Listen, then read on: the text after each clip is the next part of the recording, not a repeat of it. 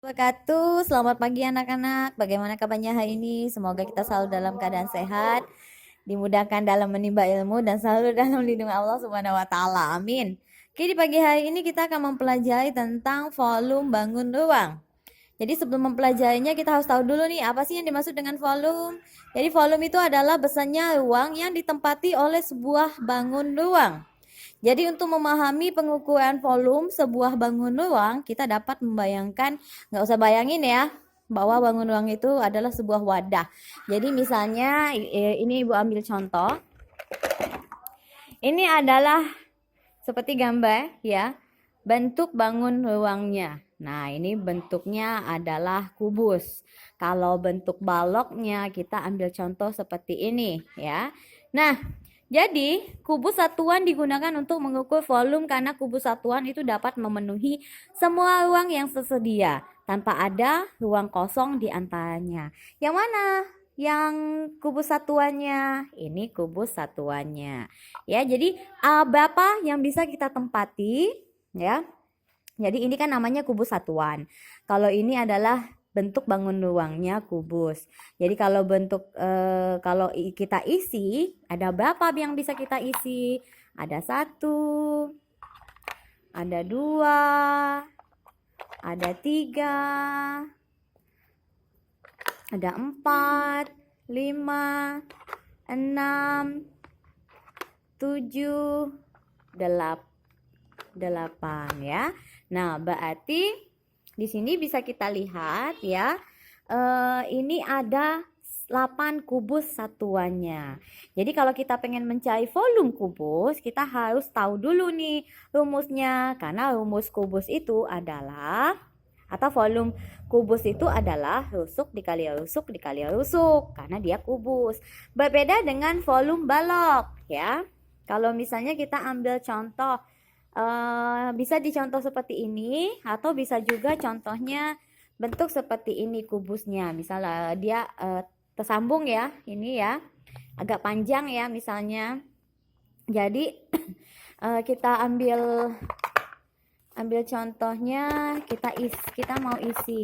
Ada berapa satuan atau kubus satuannya di dalam isi untuk bangun ruang ini? Ya, kita isi dulu. Ada 1, ada 2, ada 3, ada 4.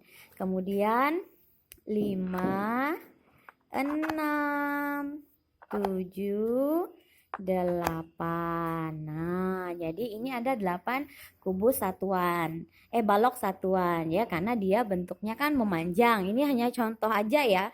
Ini contohnya bisa bentuknya seperti ini juga bisa. Kita isi dengan 1, 2. Berarti ada 2 kubus satuan. Aduh, susah. Nggak masuk.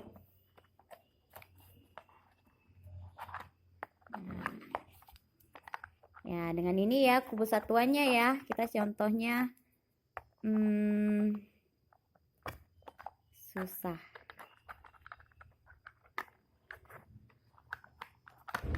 Ya, kita ambil contoh aja seperti ini misalnya ya.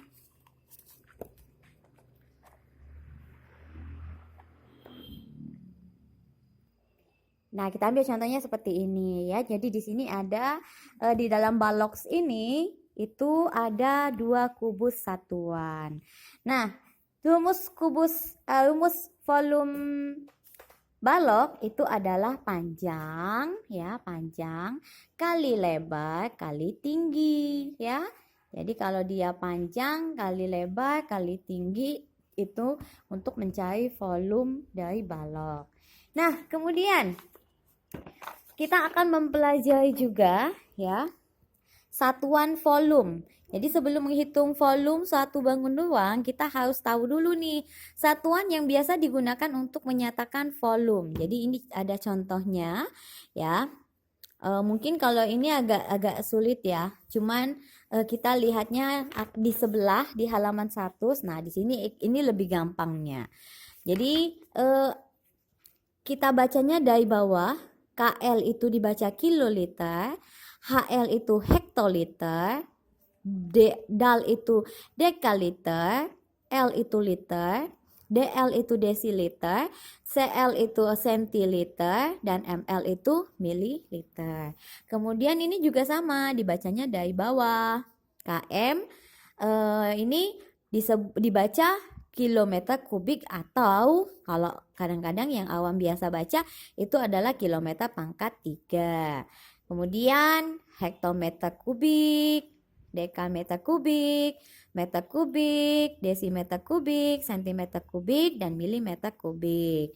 Kemudian dari satuan-satuan volume di atas itu yang paling sering dipakai itu adalah sentimeter kubik, meter kubik, kemudian mililiter, kemudian liter. Kenapa? Kita beli bensin itu biasanya pakai L, liter. Beli berapa liter bensinnya? 1 liter. Atau berapa air minum kamu itu konsumsi setiap hari berapa liter? Itu biasa. Makanya ini yang paling sering digunakan ya, yaitu sentimeter kubik, meter kubik, mililiter, dan liter. Oke, kita ambil